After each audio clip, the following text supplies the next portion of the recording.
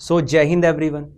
बच्चों, आज हम करेंगे इंडियन हिस्ट्री और इसमें करेंगे सबसे इम्पॉर्टेंट टॉपिक आपका इमर्जेंस ऑफ गांधी।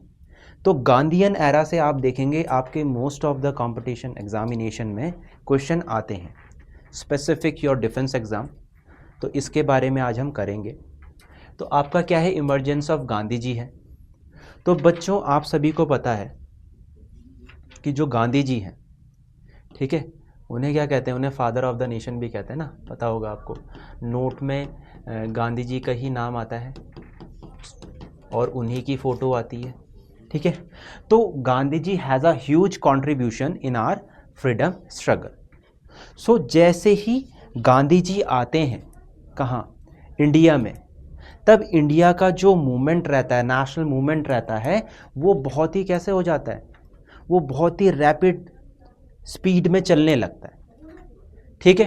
क्यों, क्या रीज़न है? अब देखो, आप सभी को पता है कि 1764 में क्या हुआ था, बैटल ऑफ बक्सर हुई थी।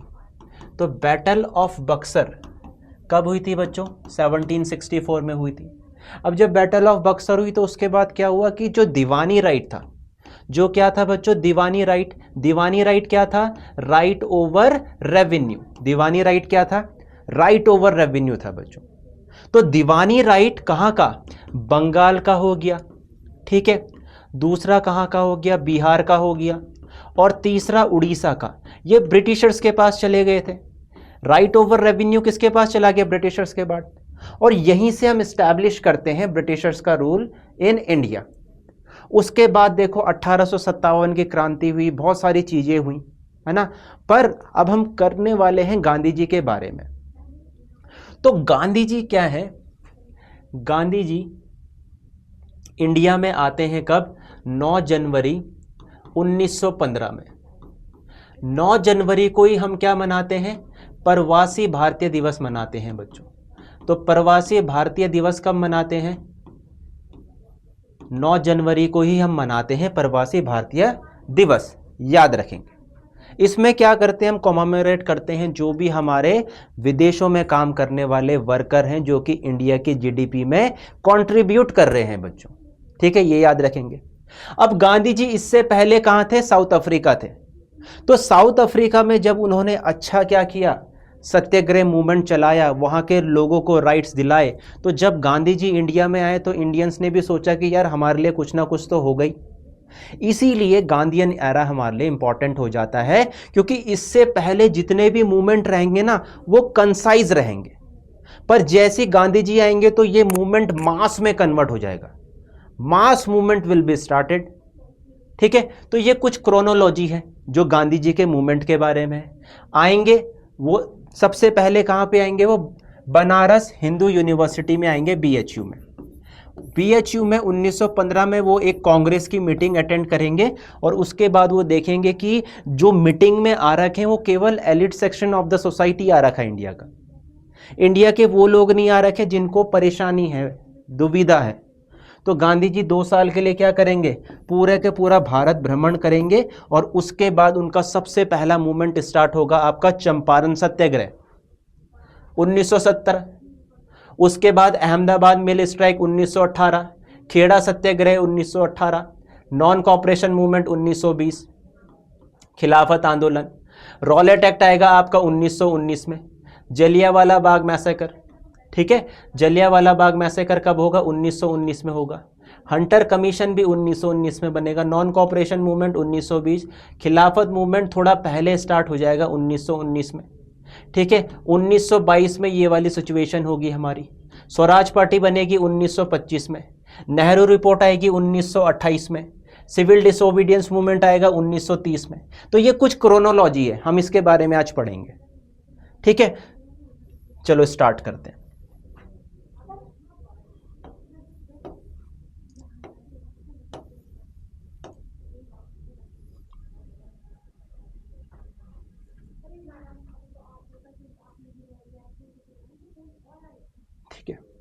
मेकिंग ऑफ गांधी जी करते हैं।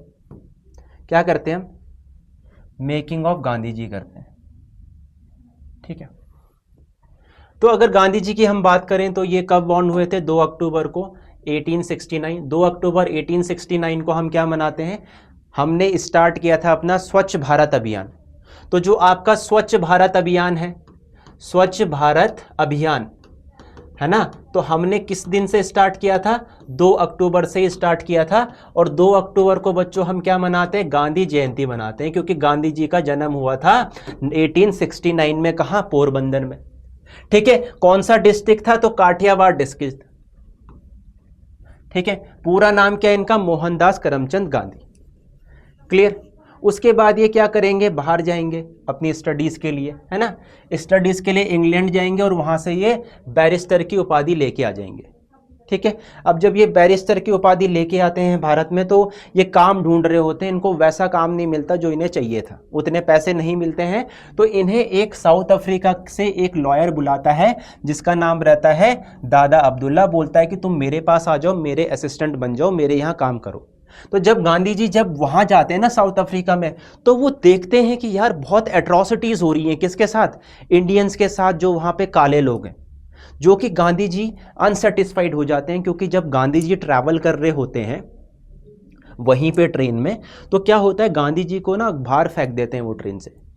और जब वो बाहर फेंक देते हैं ट्रेन से, क्यों, तो गांधी जी ये सोचते हैं कि यार मैं इतना पढ़ा लिखा हूँ, मेरे पे फर्स्ट एसी क्लास का टिकट है, तभी भी इन्होंने मुझे बाहर फेंक दिया, मुझे बैठने नहीं दिया। तो जो कॉमन सिटीज़न होगा, कॉमन आदमी होगा, कॉमन लेबरर होगा, उसके साथ ये कितनी अट्रॉसिटीज़ करते होंगे।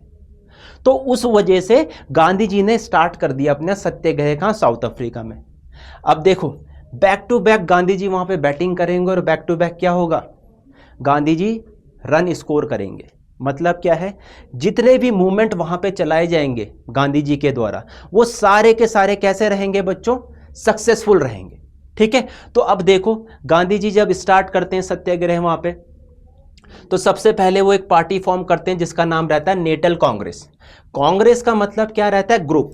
ग्रुप मतलब कांग्रेस। ठीक है, अगर हम इंग्लिश में जाए तो कांग्रेस का मतलब ग्रुप है। ठीक है, तो जो रेशियल डिस्क्रिमिनेशन हो रहा है ना, उसके अगेंस्ट गांधी जी क्या उठा रहे हैं? आवाज उठा रहे हैं। ठीक है, इंडियन वर्कर्स के लिए फाइट किया इन्होंने, है ना। ह्यूमिलिएशन जो हो रहा है, कंटेम्प्ट जो हो रहा है एशियंस का, स्पेसिफिक इंडियंस। ठीक है, और उसके बाद वो 1914 तक वहां रहते हैं और उसके बाद भारत आ जाते हैं 9 जनवरी 1915 में। ठीक है, इनके द्वारा क्या क्या कृत्य किए गए? ठीक है, तो देखो क्या क्या किए गए। जो इंडेंजर्ड लेबर थे उनको राइट प्रोवाइड किया। इंडेंजर्ड लेबर का मतलब होता है जो कॉन्ट्रैक्ट पे जाते हैं। अब क्या होता था कि ब्रिटिशर्स की कॉलोनी थी पूरे होल अराउंड द वर्ल्ड। अब ब्रिटिशर्स को क्या चाहिए होते थे? लेबर्स चाहिए होते थे अपनी कॉलोनी में काम करवाने के लिए, तो वो ले जाते थे।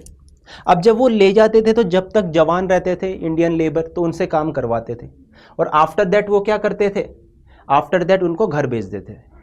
अब कोई बंदा 15 सालों से कहीं पे काम कर रहा है, ठीक है, कोई बंदा 15 सालों से कहीं पे काम कर रहा है, तो वो वहीं पे रहना चाहेगा, वो बाहर क्यों जाना चाहेगा? तो जैसे ही कॉन्ट्रैक्ट खत्म होता था उन्हें बाहर भेज देते थे। तो अब वहां के लेबर्स ने इसके खिलाफ आवाज उठाई और गांधी जी ने मजबूत किया और उनको राइट प्रोवाइड किया। ठीक है, उसके बाद बहुत सारी जितनी, जैसे राइट टू वोट उनको नहीं था, है ना, राइट टू वोट नहीं था, राइट टू मैरिज नहीं था, बहुत सारी चीजें थी जिसमें गांधी जी ने बहुत हेल्प आउट किया उन्हें। ठीक है, तो गांधी जी का देखो ये मॉडरेट स्ट्रगल चल रहा है आपका 1894 से 1906, 1894 से 1906 तक गांधी जी क्या कर रहे हैं? मूवमेंट कर रहे हैं। कैसा मूवमेंट कर रहे हैं? मॉडरेट। क्यों कर रहे हैं? क्योंकि क्या हो रहा है कि जैसे पहले आदमी कोई भी अपनी बात बताता है तो कैसे बताता है? शांति से बताता है, प्यार से बताता है। अब जब गांधी जी को ये लगा कि मेरी बात नहीं सुनी जा रही है प्यार से, तो वो क्या हो जाएंगे? अब एक्सट्रीम हो जाएंगे। क्या हो जाएंगे? एक्सट्रीम हो जाएंगे। ठीक है,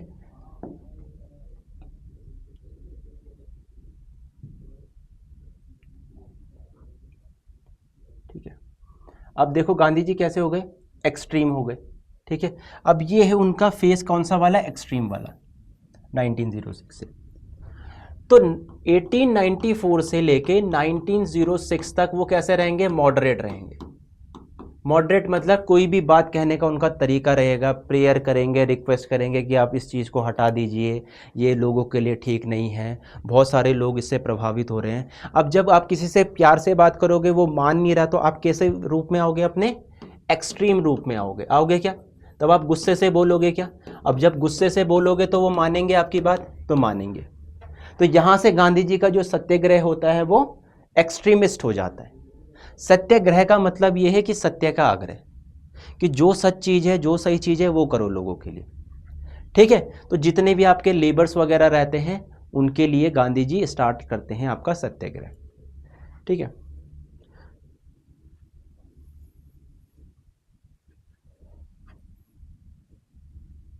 अब देखो, अब क्वेश्चन जो हमारा बनेगा वो यहीं से बनेगा। क्या होता है कि गांधी जी आ जाते हैं भारत में। कब आ जाते हैं गांधी जी?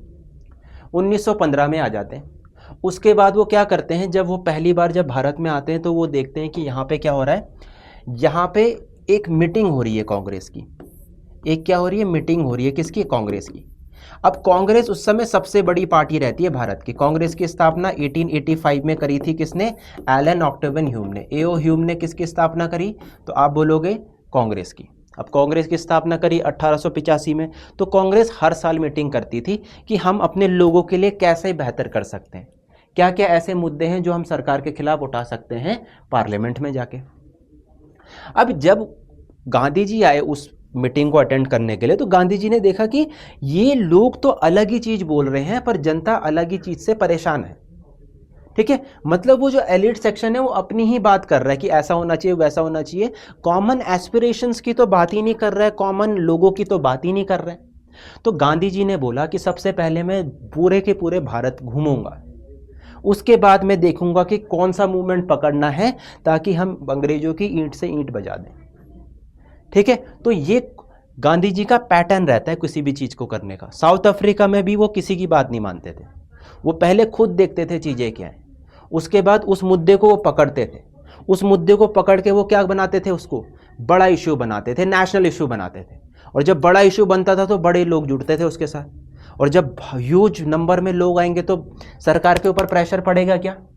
तो ये गांधी जी का एक तरीके का क्या रहता है? प्रेशर बनाने का तरीका रहता है। तो मैंने वही बोला। अब गांधी जी वहां पे आए और गांधी जी 2 साल भ्रमण के लिए चले गए। उसके बाद क्या हुआ, एक सिचुएशन आई गांधी जी के सामने। गांधी जी ट्रेन पे ट्रैवल कर रहे थे और चंपारण एक जगह है आपका बिहार में, ठीक है। तो चंपारण एक जगह है बिहार में, वहां पे गांधी जी को मिला एक आदमी जिसका नाम था राजकुमार शुक्ल। अब राजकुमार शुक्ल आता है और गांधी जी को बोलता है कि भाई क्या हो रहा है, ब्रिटिशर्स क्या कर रहे हैं, कर ले रहे हैं हमसे नील की खेती पे। किस पे? नील की खेती पे, या फिर इंडिगो पे। इंडिगो क्या होती है? नील की खेती होती है, ठीक है। अब क्या होता है कि ब्रिटिशर्स बोलते हैं कि नील की खेती करो आप सभी, ठीक है। अब जब नील की खेती करना स्टार्ट करते हैं लोग, तो क्या होता है कि जर्मन डाई आ जाती है। अब जब जर्मन डाई मार्केट में आ जाती है तो अब वो खरीदते नहीं है ब्रिटिशर्स। क्यों नहीं खरीदते? क्योंकि उन्हें ये चीज़ महंगी पड़ रही थी और जर्मन डाई सस्ती पड़ रही थी। मान लो एक स्वेटर है ना, वो एक स्वेटर कैसी है, एक आपने हाथ से बुनी है और एक मशीन से बुनी है। तो आप मशीन से बुनी हुई पहनना पसंद करोगे, क्यों? क्योंकि वो मॉडर्न स्टाइल की होगी। और हाथ से बुनी हुई में बहुत सारे क्या होंगे, चीज़ें सही नहीं होंगी, वैसे पैटर्न में नहीं होंगी। पर जो हाथ से बुनी हुई है वो कॉस्टली होगी, मशीन वाली सस्ती होगी। तो आप मशीन वाली तो लोगे, हाथ से बुनी हुई लोगे क्या? नहीं। तो यही हो रहा था। जब नील की खेती हुई तो नील की खेती क्या हो रही थी, महंगी पड़ रही थी। और जो जर्मन डाई थी, जैसे नील पड़ते हैं ना, जैसे कोई भी शर्ट होती है उसको नीला करते हैं, तो जर्मन डाई सस्ती पड़ रही थी। तो ब्रिटिशर्स ने बोला भाई ऐसा है कि हम तो लेंगे नहीं, हम तो लेंगे नहीं। अब जब लेंगे नहीं तो जो यहाँ के लोग हैं वो अपना कर कैसे चुकाएंगे? अब उस नील को तो कंज्यूम नहीं करेंगे ना, खाएंगे थोड़ी, वीट तो है नहीं। तो इस वजह से ब्रिटिशर्स बोल रहे थे कि हमको तो पैसा भी चाहिए और हम नहीं जानते, हम नहीं ले रहे इसको। इस रीज़न की वजह से राजकुमार शुक्ल को जाना पड़ा गांधी जी के पास। अब जब गांधी जी गए, गांधी जी को ये मुद्दा ठीक लगा और गांधी जी चले गए बिहार में, ठीक है। अब बिहार में चले गए तो उन्होंने पहले पूरी चीज़ें देखी, और जब पूरी चीज़ें देखी समझी तो उन्होंने क्या किया, ब्रिटिशर्स के अगेंस्ट लीगली लड़ाई करी। हर समय याद रखना कि अगर आप ब्रिटिशर्स के अगेंस्ट वेपन उठा रहे हो, अगर ब्रिटिशर्स के अगेंस्ट आप किसी भी चीज़ से लड़ाई कर रहे हो तो आप नहीं जीत पाओगे। क्यों? क्योंकि ये एक ऐसा पावरफुल नेशन है उस टाइम का कि इसने बहुत सारी कंपनीज़ को हटा दिया। तो हम तो कैसे हैं, हमारे पास तो इतने वेपन वगैरह कुछ भी नहीं है कि हम उनसे लड़ सकें, डंडे वगैरह से कितना लड़ लेंगे। तो गांधी जी को पता है कि इनसे लड़ के नहीं होता, इनसे लीगली तरीके से हमें करने पड़ेंगी चीज़ें, तो इस वजह से वो लीगली तरीके से चलते हैं। ठीक है। अब यहाँ पे क्या लिखा है कि 3 कटिया सिस्टम। 3 कटिया सिस्टम मतलब क्या हुआ, 3/20 पार्ट। तो इस पे आपको क्या लगाना पड़ेगा, क्रॉप लगाना पड़ेगा। मतलब आपके पास अगर 20 एकड़ है तो आप 3 एकड़ में क्या लगाओगे, इंडिगो लगाओगे, है ना, मैंडेटरी करा था। अब चलो लगा तो लें, पर लेने भी तो चाहिए कि, उन्होंने लिया ही नहीं। इस वजह से गांधी जी को ज्वाइन करना पड़ा। अब जब गांधी जी वहाँ पे ज्वाइन करते हैं तो उनके साथ कौन कौन से लीडर आते हैं, राजेंद्र प्रसाद, मजहर उल हक, महादेव देसाई, नरहरि पारेख, जेबी कृपलानी। तो ये क्वेश्चन आता है कि जो चंपारण सत्याग्रह हुआ था 1917 में, उसमें गांधी जी के साथ और कौन लीडर थे, मेन कौन थे, तो जेबी कृपलानी थे, राजेंद्र प्रसाद थे, महादेव देसाई थे, नरहरि पारेख थे और मजहर उल हक थे। ठीक है। अब गांधी जी ने कैसे लड़ाई करी उनसे, लीगली लड़ाई करी। ठीक है। और लास्ट में क्या हुआ, गांधी जी जीत गए, है ना, कॉम्प्रोमाइज हुआ। क्या कॉम्प्रोमाइज हुआ लास्ट में, कि as a compromise with the planters he agreed that only 25% of the money taken should be compensated. तो 25% ही कंपनसेटेड होगा। ठीक है, ये थी। इसमें लीडर कौन रहे गांधी जी के साथ, तो अनुराग नारायण सिन्हा रहे, राम नवमी प्रसाद रहे, और सुभाष शरण वर्मा रहे, और ब्रिज किशन प्रसाद रहे। क्वेश्चन आता है कि गांधी जी का सबसे पहला सिविल डिसोबीडियंस मूवमेंट कौन सा था, तो वो चंपारण सत्याग्रह था। सिविल डिसोबीडियंस मूवमेंट का मतलब क्या होता है, सिविल मतलब कोई कानून, किसी कानून को उल्लंघन करना, किसी कानून का क्या करना, उल्लंघन करना, उसी को सिविल डिसोबीडियंस कहते हैं। तो जब चंपारण जो जगह थी ना, वहाँ पे जो वहाँ का डीएम था उसने धारा 144 लागू करी थी। तो जब धारा 144 उसने लागू करी थी, इसका मतलब ये है कि वहाँ पे कोई भी जा नहीं सकता है, कोई भी इंडिविजुअल, कोई भी नेता आज जाएगा तो वो क्या कर रहा है, कानून ब्रेक कर रहा है। तो एक गांधी जी का सबसे पहला सिविल डिसोबीडियंस मूवमेंट था। गांधी जी का जो सिविल डिसोबीडियंस मूवमेंट होगा वो 1930 में होगा, पर 1917 में भी हो रखा है, जिसको बोलते हैं चंपारण सत्याग्रह। तो चंपारण सत्याग्रह के बारे में आपको पता चल गया, किससे रिलेटेड था, नील की खेती से रिलेटेड था, लोग परेशान थे। उसके बाद राजकुमार शुक्ल आए, बोला कि लोग परेशान हैं। गांधी जी ने बोला ठीक है मैं जाता हूँ, मैं देखता हूँ क्या चीज़ें हैं। गांधी जी ने चीज़ें देखी, गांधी जी ने बोला हाँ सब चीज़ ठीक है, हमें इसके खिलाफ सत्याग्रह करना चाहिए। उसके बाद उन्होंने सत्याग्रह करा और कंपनसेशन मिला सभी को 25% का। ठीक है, सभी को क्लियर है।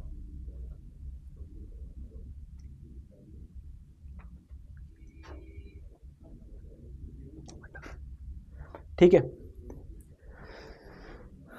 अब दूसरा क्या हुआ, दूसरा हो गई अहमदाबाद मिल स्ट्राइक। क्या हो गई, अहमदाबाद मिल स्ट्राइक शुरू हो गई। तो याद करने का तरीका जैसे केक होता है ना, केक से आप याद रखेंगे, सबसे पहले चंपारण हुआ, उसके बाद अहमदाबाद हुआ, फिर खेड़ा हुआ। ठीक है।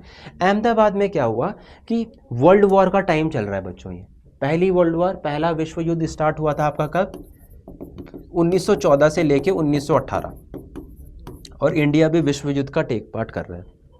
अब विश्व युद्ध खत्म हो चुका है, वर्करों ने बहुत काम किया कॉटन फैक्ट्री में, क्योंकि कपड़े तो बनेंगे ना विश्व युद्ध के लिए, तो वर्कर ने दिन रात काम किया। और जो वर्कर के मालिक थे, जो मिल के मालिक थे, उन्होंने ऐसा बोला कि हम आपको क्या करेंगे, आपके सैलरी में इंक्रीमेंट करेंगे और बोनस प्रोवाइड करेंगे, ये उन्होंने कहा। तो ठीक है चलो। अब क्या होता है कि अहमदाबाद में ना आपका प्लेग आ जाता है, अहमदाबाद में क्या आ जाता है, प्लेग आ जाता है। अब जब प्लेग आ जाता है तो लोग बोलते हैं यार हमको बोनस दो, हमें तनख्वाह दो, हमारा चल नहीं रहा है, हम कैसे करेंगे काम। तो जो यहाँ के मिल ओनर रहते हैं वो मुकर जाते हैं अपनी बात से। अब बच्चों इसमें ध्यान ये रखना कि जो मिल ओनर है और जो आपका कौन है, जो आपका दूसरा पक्ष है, जो आपका लेबर पक्ष है, वो दोनों के दोनों क्या है, दोनों के दोनों इंडियन से। वो दोनों के दोनों क्या है, दोनों के दोनों इंडियन से लड़ाई कर रहे हैं दोनों के दोनों, ठीक है। वो सोच रहे हैं कि कुछ ना कुछ हो जाए।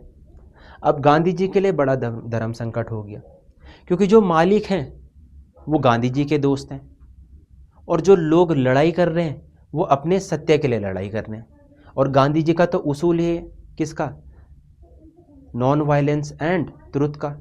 तो गांधी जी अब लोगों के साथ खड़े हो जाते हैं जो वहाँ के मिल के लोग रहते हैं, और गांधी जी इसको भी रिजॉल्व कर देते हैं, ठीक है। तो जो गांधी जी के दोस्त बोलते हैं, वो बोलते हैं कि हाँ आप सही बोल रहे हो, हमें सभी को प्रोवाइड करना चाहिए क्या, पैसा, ठीक है। तो 35% इंक्रीज कर देते हैं सभी के वेजेस। तो ये कुछ कहानी रहती है अहमदाबाद टेक्सटाइल की। तो इससे पहले मैंने चंपारण बताया। तो चंपारण में क्या होता है, एक तरफ ब्रिटिश रहते हैं और एक तरफ कौन रहता है, इंडियन। पर जो अहमदाबाद मिल स्ट्राइक है ना, उसमें क्या रहता है, एक तरफ आपका इंडियंस हैं ओनर और एक तरफ क्या है, इंडियंस है लेबरर, ठीक है, क्लियर हो गया।